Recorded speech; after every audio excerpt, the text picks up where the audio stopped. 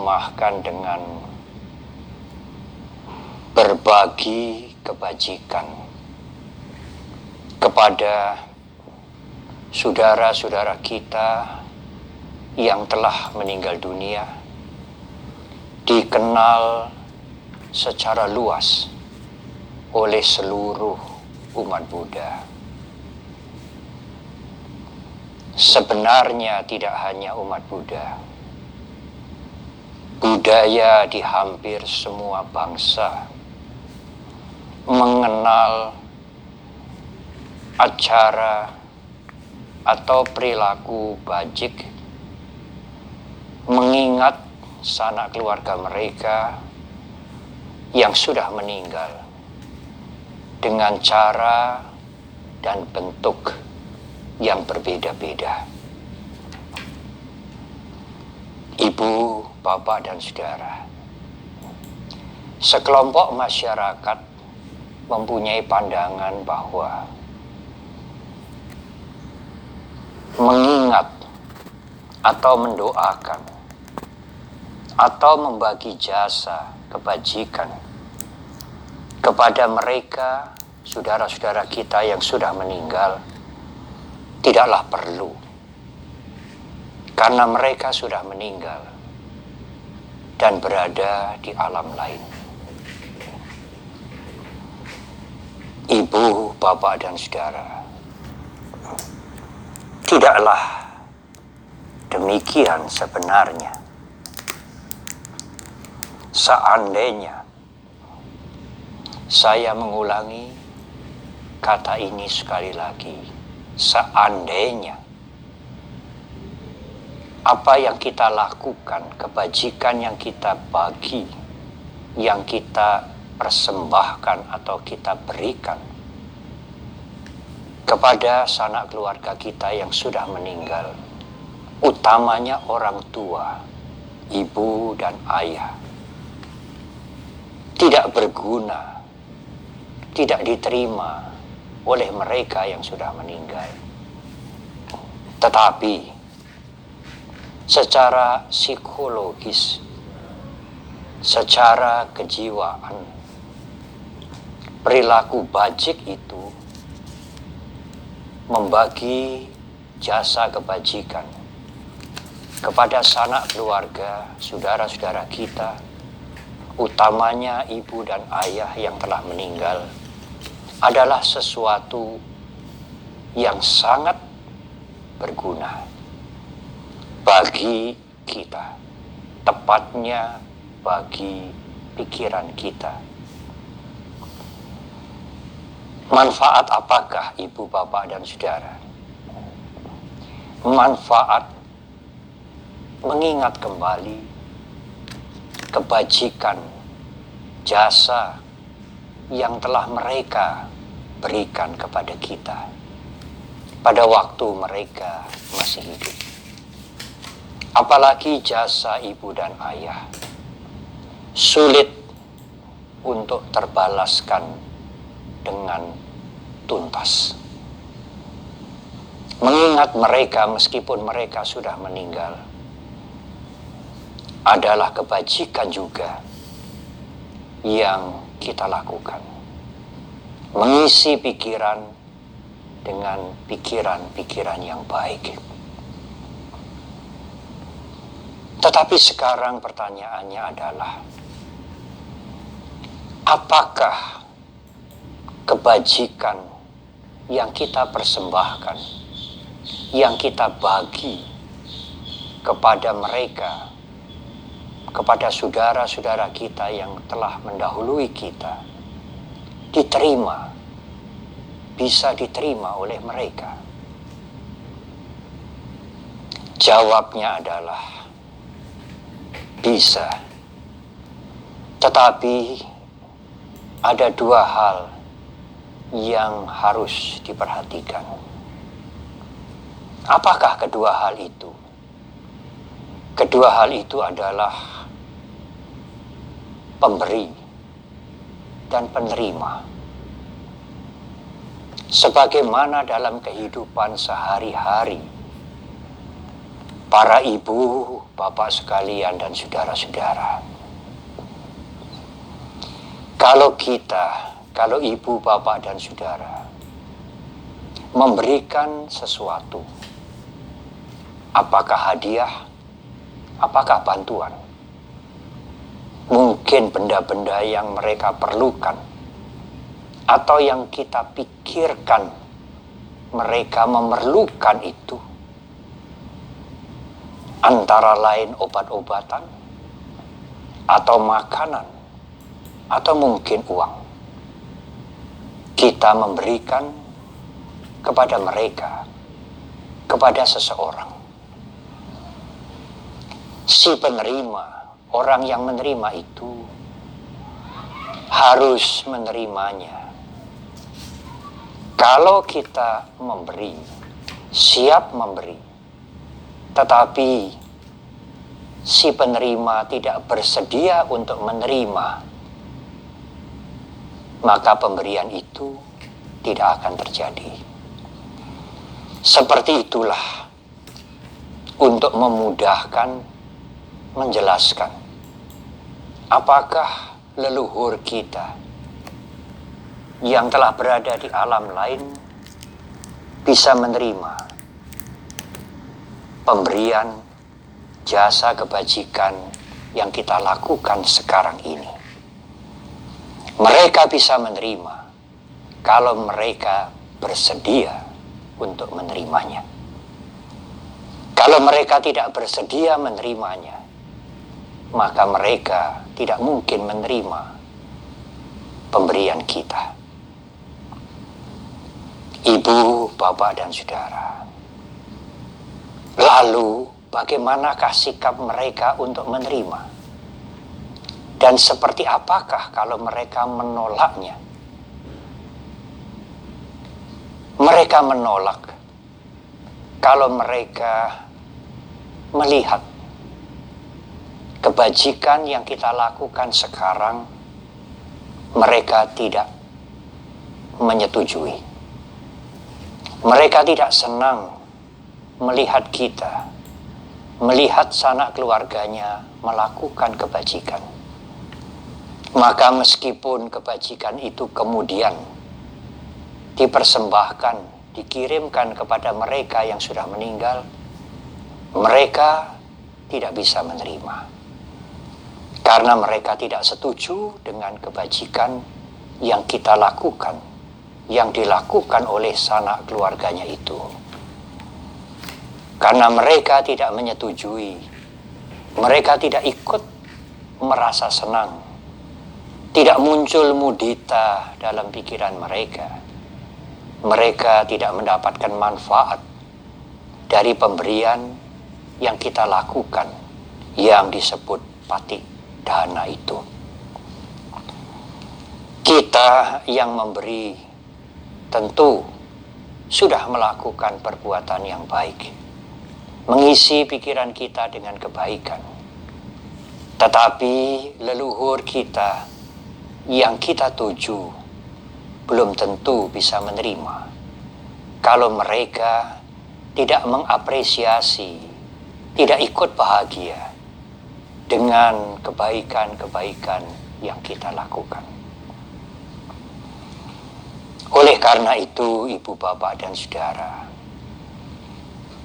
cobalah mempunyai kebiasaan baik, kebiasaan yang sangat baik dalam kehidupan yang sekarang ini, sebelum kita meninggal dunia.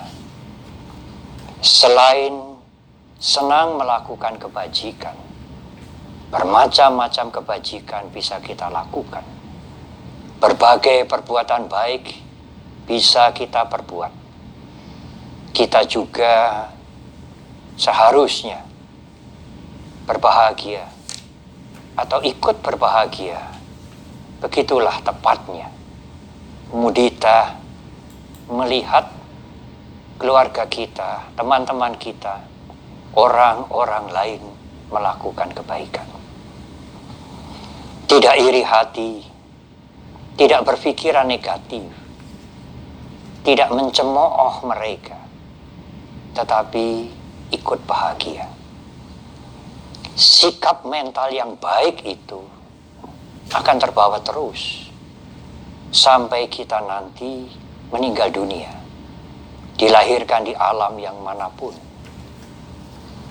Misalnya ibu bapak dan saudara dilahirkan di alam yang kurang menyenangkan, tetapi dalam kehidupan ibu bapak dan saudara sebelum kematian mempunyai kebiasaan baik, mengapresiasi, ikut bahagia, sangat bahagia melihat siapapun yang berbuat baik. Kalau nanti ibu bapak dan saudara dilahirkan di alam yang kurang menguntungkan, kurang membahagiakan, dan di alam itu ibu bapak dan saudara melihat sanak keluarga, melihat teman-teman dekat melakukan kebaikan, ibu bapak dan saudara bisa ikut bahagia, bisa tumbuh mudita, dan itu adalah kebajikan yang sangat dibutuhkan oleh mereka-mereka yang dilahirkan di alam-alam yang kurang menguntungkan. Apakah sanak keluarga kita yang dilahirkan di alam yang lebih baik, yang sering disebut dengan alam para dewa atau dewa loka, bisa menerima persembahan kebajikan yang kita berikan, bisa menerima patidana yang kita lakukan? Tentu bisa sekali. Hanya tentu efektivitasnya sangat bermanfaat bagi sanak keluarga atau handetolan kita yang berada di alam-alam yang menyedihkan. Karena di alam itu sulit melakukan perbuatan yang baik. Kebaikan yang mereka lakukan adalah kalau sanak keluarganya yang masih hidup, kalau handetolan mereka melakukan kebajikan dan mengingat mereka, membagi kebajikan itu kepada mereka, mereka bisa melakukan mudita. Berpikir ikut bahagia, berpikir mudita itulah menambah kebajikan bagi mereka yang dilahirkan di alam-alam sengsara. Patidana adalah memberikan kebajikan. Dalam bahasa Indonesia yang tepat, memberikan jasa kebajikan kepada khususnya leluhur kita, handetolan, teman-teman kita, utamanya yang mempunyai hubungan emosi dengan kita. Dan yang lebih utama lagi adalah ibu serta ayah kita yang telah meninggal dunia. Jadi ibu bapak dan saudara, yang dibagi itu bukan materi, yang dibagi itu bukan benda-benda, tetapi kebajikan. Dengan kalimat yang lebih tepat, pikiran yang bajik, pikiran yang dipenuhi dengan kebaikan. Pada waktu kita melakukan kebaikan atau setelah kita melakukan kebaikan, pikiran yang penuh dengan kebaikan itulah yang kita bagi, yang kita share kepada sanak keluarga, handetolan, teman-teman dekat, utamanya ibu dan ayah yang telah meninggal dunia. Ibu, bapak, dan saudara, berbagi jasa kebajikan atau patidana tidak harus dilakukan pada bulan tertentu, pada hari tertentu, atau pada peringatan-peringatan tertentu sehubungan dengan yang telah meninggal dunia. Patidana itu, berbagi pikiran baik itu bisa dilakukan setiap saat, setiap hari, pada saat kita sedang dan atau setelah melakukan perbuatan-perbuatan baik, sekecil apapun, dimanapun. Tidak harus dengan upacara formal tertentu, tidak harus dengan menuangkan air dalam tradisi Buddhis, tidak harus dengan menyalakan dupa atau menyalakan pelita lilin, tidak harus ada foto di depan kita, tetapi dengan pikiran kita sendiri, kita memikirkan, kita mengarahkan pikiran kita. Semoga semua kebaikan yang telah aku lakukan hari ini, kemarin, sanak keluarga yang telah meninggal dunia, orang tua yang telah meninggal dunia, mengetahui. Dan dengan mengetahui, semoga mereka berbahagia. Ucapkan itu dalam pikiran dengan bahasa ibu, bahasa yang ibu, bapak, dan saudara mengerti. Tidak harus dengan bahasa Pali, idang wo nyati nang hotu, sukita hontu nyatayu. Silahkan menggunakan bahasa Pali, tetapi yang penting mengerti artinya, atau ucapkan dalam pikiran dengan sungguh-sungguh, bahkan dengan bahasa ibu yang mudah ibu, bapak, dan saudara mengerti. Ibu, bapak, dan saudara, sebelum pandemi merebak seperti sekarang ini, kalau kita mengikuti kebaktian atau puja bakti mingguan, atau puja bakti sendiri di rumah masing-masing, membaca parita atau wacana Pali yang lain dan terjemahannya, ada kalimat yang dianjurkan untuk sering diulang-ulang supaya sering direnungkan, yaitu Jara Damomhi, jarang anak Tito. Aku sudah wajar mengalami usia tua. Aku tidak bisa menghindari usia tua. Biadi Damomhi, biadi anak Tito. Aku sudah wajar mengalami sakit. Aku tidak bisa menghindari sakit. Marana Damomhi maranang anak Tito tik. Aku sudah wajar mengalami kematian. Aku tidak mungkin menghindari kematian. Renungan itu sebelum pandemi merebak tidak memberikan dampak yang berarti. Renungan itu sering dimengerti sebagai kenyataan yang sudah biasa. Ya memang demikianlah. Begitulah kira-kira komentar kita. Tetapi setelah pandemi merebak, renungan itu menjadi semakin penting. Sanak keluarga kita atau kenalan kita mungkin belum tua, atau secara umum sudah disebut sudah tua. Tidak sakit, masih berbicara melalui handphone dengan kita, masih membalas WA kita. Beberapa jam kemudian sudah ada berita yang bersangkutan sudah meninggal dunia. Begitulah, penyakit itu datang mendadak.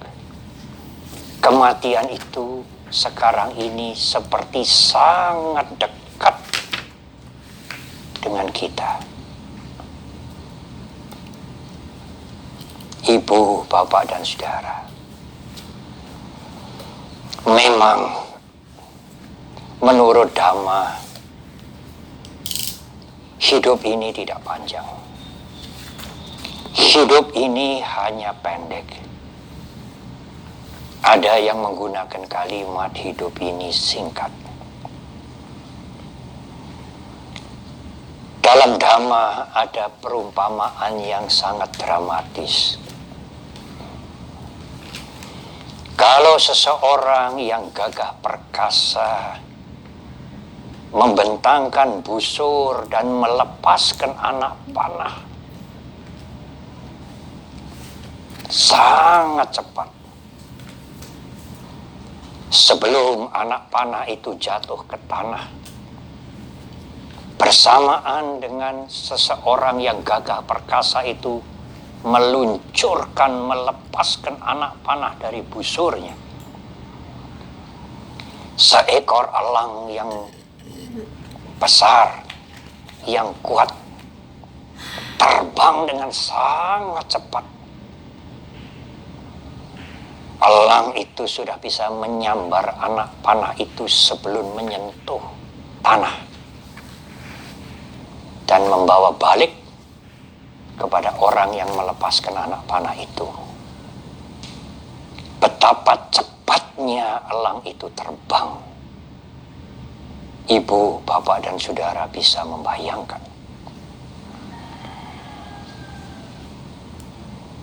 Tetapi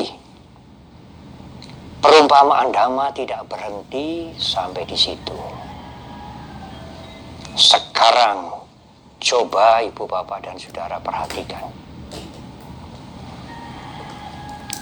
Kalau ada 4 orang yang gagah perkasa menghadap ke 4 penjuru mata angin, semuanya pada saat yang sama melepaskan anak panah dari busur dengan kekuatan yang hebat.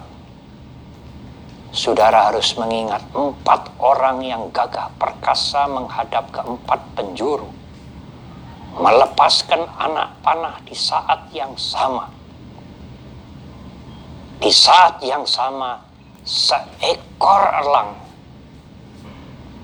yang kuat terbang dan menyambar ke-4 anak panah itu sekaligus sebelum ke-4-4-nya menyentuh tanah.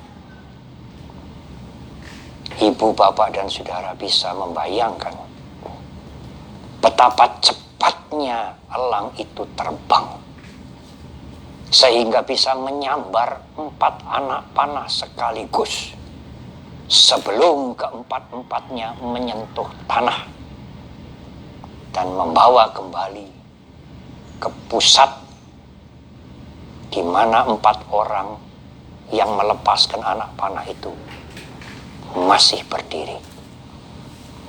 Singkat sekali, sangat singkat, terbang dari seekor elang itu. Tetapi Dhamma menjelaskan kehidupan manusia lebih singkat dari kecepatan seekor elang yang terbang menyambar 4 anak panah sekaligus. Ibu, bapak, dan saudara, uraian ini tentu bukan maksud kami membuat ibu, bapak, dan saudara berkecil hati. Justru uraian atau perumpamaan yang diberikan oleh Dhamma ini mendorong kita, mengingatkan kita untuk menggunakan waktu yang singkat ini dengan sebaik-baiknya. Menjauhi kejahatan yang menghancurkan orang lain, lingkungan, dan kita. Melakukan hal-hal yang baik, yang bermanfaat bagi kita, berguna bagi orang lain. dan membersihkan mental kita dari kotoran-kotoran batin, supaya penderitaan itu tidak terus berputar-putar berulang-ulang. Ibu, bapak, dan saudara, sesingkat apapun kehidupan kita, sesingkat apapun sisa kehidupan kita, gunakan dengan sebaik-baiknya. Belum tentu kelahirannya akan datang kita mempunyai kesempatan emas seperti sekarang. Mengenal Dhamma, mempunyai kesempatan mendengarkan Dhamma dan melakukan kebaikan dengan kondisi yang menunjang. Sekali lagi, gunakan kesempatan yang meskipun singkat ini dengan seefisien mungkin, sebaik-baiknya. Untuk yang pertama, berbagi, peduli kepada mereka yang menderita dengan perdana. Apapun yang bisa kita lakukan untuk mereka yang menderita. Meskipun hanya secangkir air putih, sesuap nasi,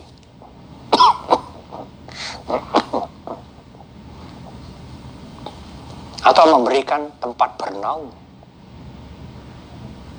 termasuk memberikan nasihat, membangkitkan semangat mereka yang lagi turun, termasuk memberikan bantuan tenaga, ikut membantu mereka menyelesaikan apa yang harus mereka selesaikan yang bisa kita lakukan.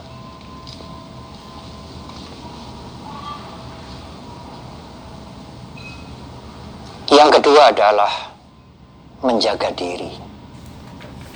Tidak melakukan hal-hal yang buruk, yang jahat. Karena menjaga diri itu juga menjaga orang lain. Kalau kita menjaga diri kita untuk tidak melakukan hal-hal yang buruk, orang lain tidak kita rugikan. Kalau kita ingin menjaga orang lain supaya tidak rugi, tidak menjadi korban, maka jagalah diri Anda dari perbuatan-perbuatan yang buruk. Dalam bahasa Pali disebutkan Attanang rakhanto parang rakhati, parang rakhanto attanang rakhati. Dengan menjaga diri sendiri, kita menjaga orang lain. Kalau kita ingin menjaga orang lain, tentu kita harus menjaga diri kita sendiri. Ibu, bapak, dan saudara, kalau ibu, bapak, dan saudara tidak bisa berdana atau memberikan 2T, berikan saja 5M. Apa 5M itu? Selalu memakai masker, mencuci tangan, menjaga jarak, menghindari kerumunan, mengurangi mobilitas. Umat Buddha tidak hanya 5M, tetapi 6M. M yang keenam adalah meditasi. Ibu, bapak, dan saudara, menjaga diri dengan 5M plus 1, 6M. Itu adalah juga sila menyelamatkan orang lain, menjagai orang lain.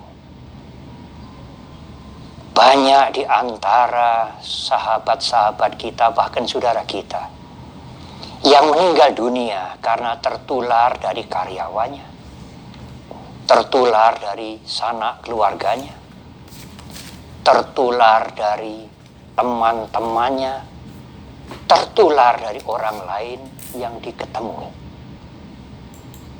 Karena mereka tidak menjaga diri. Kalau kita tidak menjaga diri, kita menularkan penyakit yang berbahaya bagi yang lain. Kalau kita menjaga diri, kita akan melindungi orang lain. Melindungi keluarga kita, melindungi sanak keluarga kita, melindungi kolega kita, melindungi karyawan kita. Demikian juga kalau kalimat ini dibalik. Kalau kita sayang pada keluarga kita, sanak keluarga kita, handetolan kita, karyawan kita. Kalau kita sayang kepada mereka supaya mereka tidak meninggal dunia, tidak terkena penyakit. Bagaimanakah caranya? Lindungilah diri Anda sendiri dengan 5M plus 1, 6M. Ibu, bapak, dan saudara, ada satu hal yang perlu saya luruskan. Beberapa umat Buddha memberikan komentar atau bertanya, atau mungkin seperti setengah komplain, mengeluh. Mereka mengatakan, saudara kami banyak yang sudah meninggal, Bante. Orang tua kami sudah meninggal semua. Kami tahu sebagai anak, sebagai keluarga, mengingat kepada mereka tidak sekadar mengingat, tetapi mempersembahkan, mengirimkan kebajikan. Apakah kami harus ikut acara patidana yang dilakukan di beberapa tempat, di beberapa wihara-wihara? Ikut membeli paket-paket tertentu yang terus terang, Bante, bagi kami tidak mampu. Ibu, bapak, dan saudara, sekali lagi, berbagi kebajikan tidak harus pada bulan atau hari tertentu. Tidak harus di tempat tertentu. Kita bisa berbagi kebajikan setiap hari, sepanjang kehidupan kita. Setelah atau pada waktu kita melakukan perbuatan yang baik. Kalau Anda sekalian, demikian jawaban saya, membantu desa, membersihkan gorong-gorong, membersihkan selokan, membantu desa mengadakan pengobatan massal, membantu bencana-bencana alam, apakah dengan uang, apakah dengan pakaian pantas pakai, apakah dengan tabung oksigen, apakah dengan peti mati, apakah dengan nasi bungkus, itulah kebajikan. Tidak harus mengambil paket patidana. Kebajikan yang Anda lakukan itu mungkin mempunyai nilai materi, dan nilai kesungguhan hati yang lebih dari sekadar membeli paket patidana. Kebajikan itu bisa dibagi kepada orang tua, sanak keluarga, dan handetolan yang sudah meninggal dunia. Begitulah mudah sekali melakukan patidana. Tidak harus menunggu bulan tertentu, tidak harus mengucapkan kalimat-kalimat tertentu, tetapi kita bisa melakukan sendiri sepanjang kehidupan ini, setiap saat.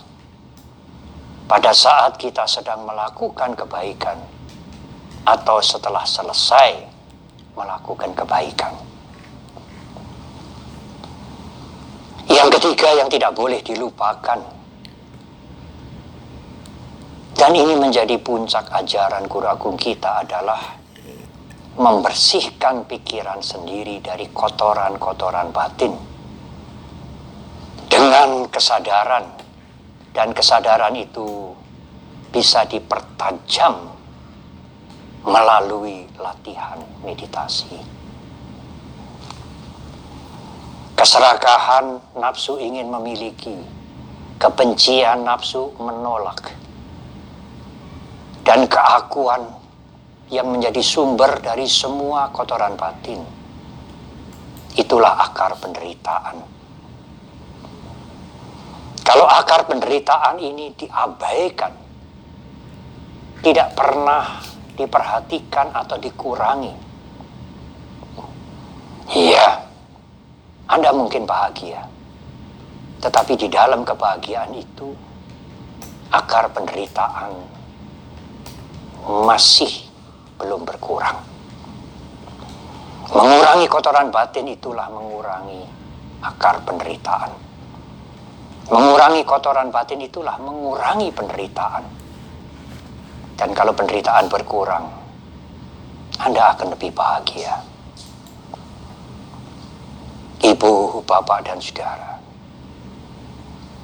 saya sering membaca anjuran-anjuran untuk berbuat baik, untuk peduli kepada mereka yang menderita, untuk berdana, begitulah singkatnya. Kemudian ada kalimat, kalau Anda berdana, Anda akan mendapatkan pahala yang besar, pahala yang berlipat-lipat. Tidak bijaksana kalimat seperti itu. Kalimat seperti itu seperti memberikan makanan pada keserakahan kita. Anda mau berdana karena mengingat ada pahala yang berlipat-lipat.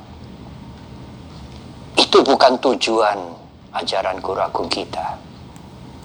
Berdana dengan mengharapkan pahala atau wipaka yang berlipat-lipat adalah kebaikan biasa, bukan ajaran Guru Agung kita, bukan tujuan Dhamma. Tujuan Dhamma adalah berdana untuk melepaskan keserakahan, berdana untuk mengurangi keserakahan, berdana dengan tidak mengharapkan pahala seperti pada umumnya mereka-mereka yang lain. Itulah keagungan Dhamma. Itulah puncak dari tujuan belajar dan praktek Dhamma. Termasuk dalam meditasi. Kalau Anda suatu saat melatih meditasi dan merasa tenang, hening sekali, Anda merasa senang, timbullah harapan yang meskipun halus. Semoga keheningan dan ketenangan ini bisa bertahan lama. Alangkah nyamannya pikiran yang hening seperti ini. Aku suka. Bukankah itu keserakahan, ibu, bapak, dan saudara? Keinginan untuk hening lebih lama itu adalah keserakahan. Anda bermeditasi menambah keserakahan. Tetapi pada saat Anda bermeditasi, pikiran tidak mau tenang. Pikiran mondar-mandir, memikirkan yang satu beralih kepada yang lain beralih kepada yang lain, terus selama bermenit-menit, bahkan pada saat waktu meditasi akan berakhir, Anda menjadi jengkel, marah. Hari ini buruk sekali latihan meditasi saya. Kejengkelan Anda itu bukanlah kebencian. Anda bermeditasi memperoleh tambahan kebencian. Lalu bagaimana pantai baiknya? Kalau Anda melatih meditasi timbul ketenangan, sadari saja. Keadaan pikiran memang sedang menjadi tenang. Tidak menginginkan lebih lama, tidak ingin menggenggam untuk memiliki. Sadari saja, sadari saja. Demikian juga kalau pikiran baru ruwet, liar, jangan marah. marah kepada pikirannya sendiri, tetapi sadari saja, ketahui saja, pikiran sedang seperti ini. Dengan menyadari membebaskan kita dari keserakahan, dengan menyadari membebaskan kita dari kebencian, meditasi kita akan sangat bermanfaat. Ibu, bapak, dan saudara, dana, sila, dan bawana, itulah kebajikan yang bisa kita lakukan sepanjang hidup ini, meskipun hidup ini hanyalah singkat. Saya mendedikasikan uraian Dhamma ini kepada para biku yang telah meninggal mendahului kami, kepada ibu dan ayah kami, kepada para umat yang telah meninggal mendahului kami, kepada semua orang yang mengenal kami, bahkan kepada semua makhluk yang menderita. Idang wo nyati nang hotu sukita hontu nyatayu. Idang wo nyati nang hotu sukita hontu nyatayu. Idang wo nyati nang hotu sukita hontu nyatayu. Semoga semua makhluk berbahagia. Terima kasih.